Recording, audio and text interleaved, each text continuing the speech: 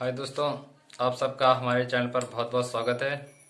हमारे चैनल का नाम है the TCLA the top class learning academy. ठीक है दोस्तों, और आशा करता हूँ आप सब अच्छे होंगे इस टाइम।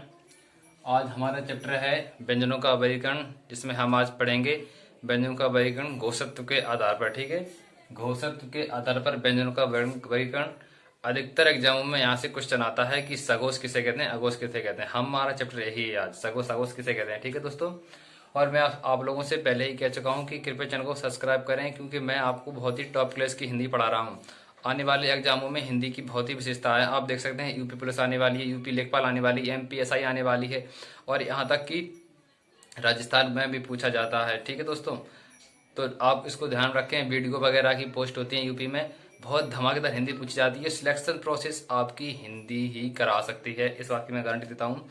तो कृपया दोस्तों चैनल को सब्सक्राइब करें और लाइक करें, शेयर करें अच्छा लगे तो। ठीक है दोस्तों, अब हम आप पढ़ने जा रहे हैं आज व्यंजनों का वर्गीकरण घोषत्व के आधार पर। ठीक है, तो घोषत्व क्या होता है, क्वेश्चन देखिए आप, घोषत्व क्या होता है। घोषत्व मैं आपको समझाऊं। हमारा जो स्वर तंत्र है, स्वर तंत्र है जहां से हमारे वर्ण निकलते हैं। ठीक है, जहां से हमारे वर्ण निकलते हैं, मतलब सीधी भाषा में कहें, स्वर तंत्र में, स्वर तंत्र में कंपन का होना ना होना घोषत्व कहलाता है। ठीक है, कंपन यानी कि कंपन, जब हम किसी चीज को पीटते हैं, किसी चीज में थोड़ी सी हिला डुलाव होता है तो उसमें कंपन होता है। ठीक है, उसे हम कंपन कहते हैं।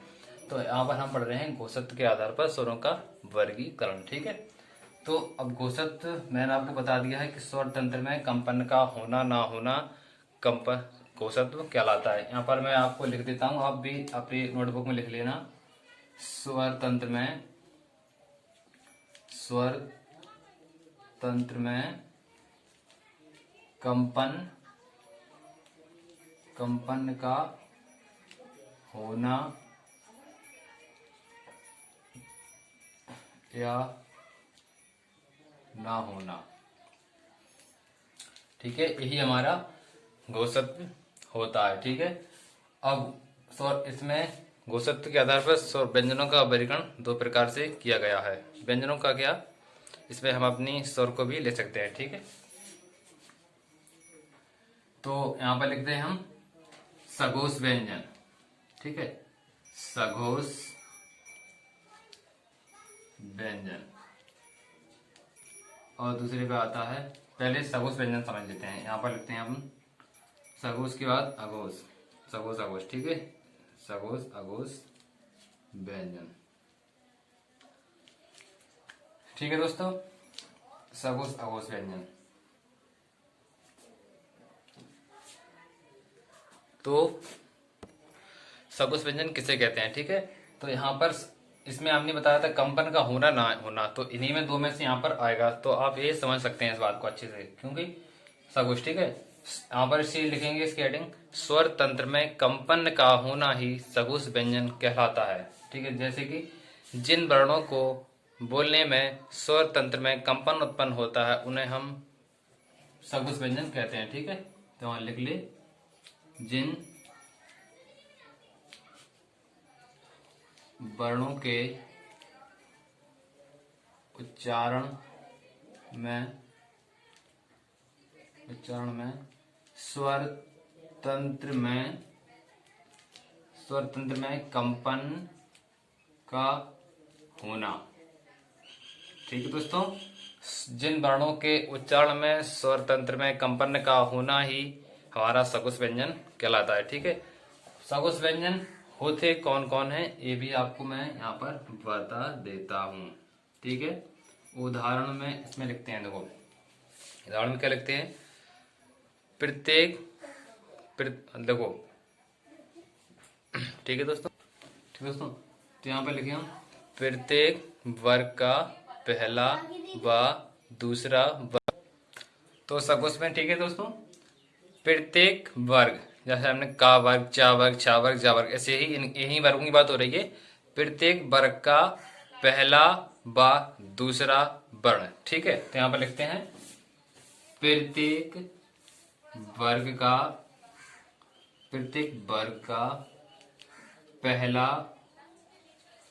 कॉमा दूसरा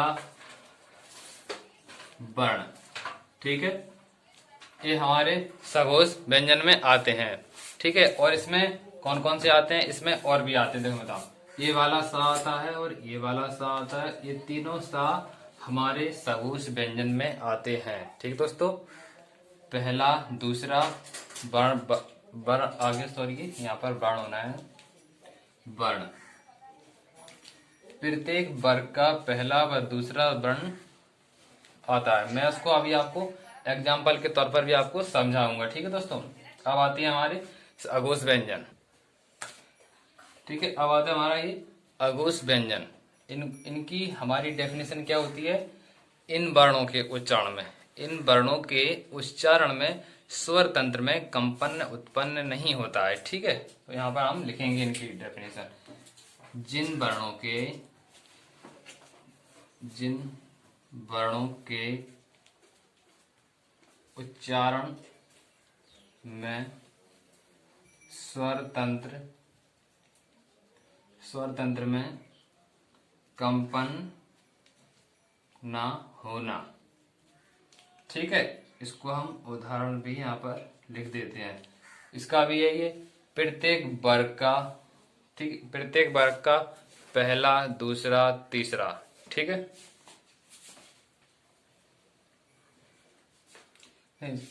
सॉरी दोस्तों, दूसरा नहीं है, प्रत्येक वर्ग का पहला तीसरा पांचवा। ठीक है, प्रत्येक वर्ग का, यहाँ पर मैं ऐसे लिखता हूँ फर्स्ट और सेकंड, सॉरी सेकंड नहीं, third, first second third comma 5 5। ठीक है, 5वां वर्ण। ठीक है, तथा अंतस्थ व्यंजन। ठीक है दोस्तों, अंतस्थ व्यंजन।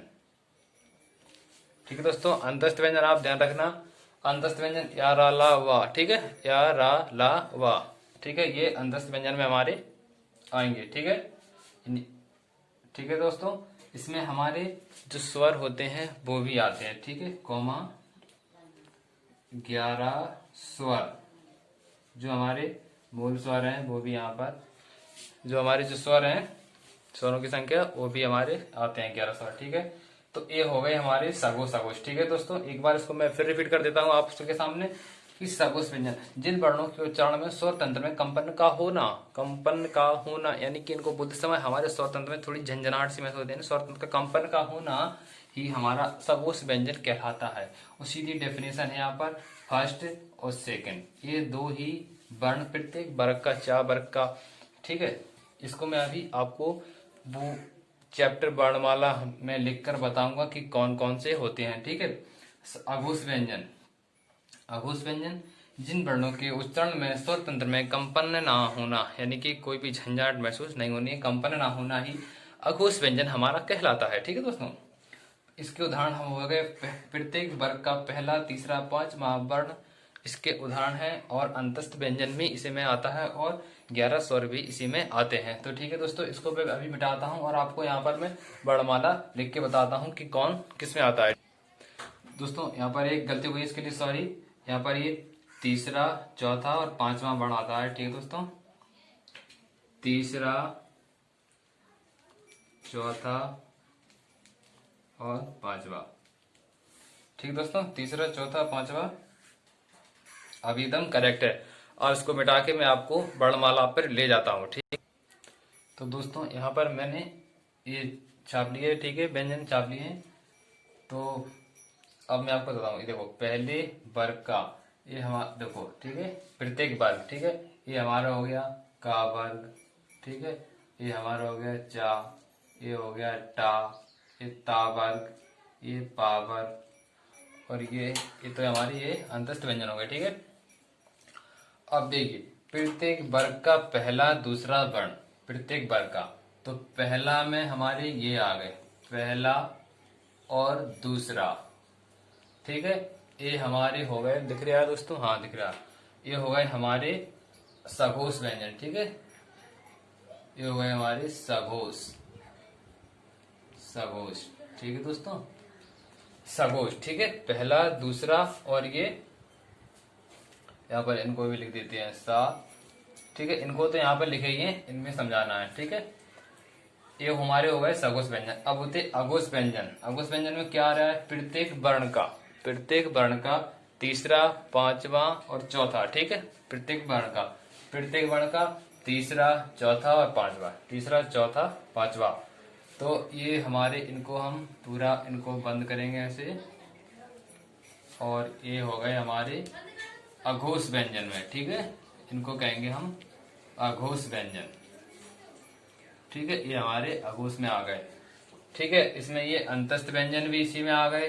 ठीक है दोस्तों, ये अंतस्थ व्यंजन भी इसी में आ गए और 11 स्वर भी आ गए। ठीक है, तो आप पहचान सकते हैं। आप इनको याद करने के लिए मैं आपको बहुत अच्छी ट्रिक बताऊं। देखो, सघोष अघोष हम कैसे बोलते हैं, हम ऐसे बोलते हैं सघोष अघोष, बोलते हैं सघोष अघोष। तो ठीक है, सघोष में ध्यान रखना आप, सघोष में सबसे प्रथम दो लाइन, सघोष में सबसे प्रथम एक फर्स्ट सेकंड। ठीक है, और सा सा। ठीक है, सघोष सा से ध्यान करना, सघोष सघोष। ठीक है, अघोष में ध्यान रखना, अघोष में अब आपको ये याद हो जाएंगे तो इसमें बचेंगे जो इसमें आ जाएंगे। ठीक है, तो 3 4 5, 3 4 5। ठीक है दोस्तों, आपको समझ सकता हूँ, आप सबको अच्छे से आ गया होगा समझ में।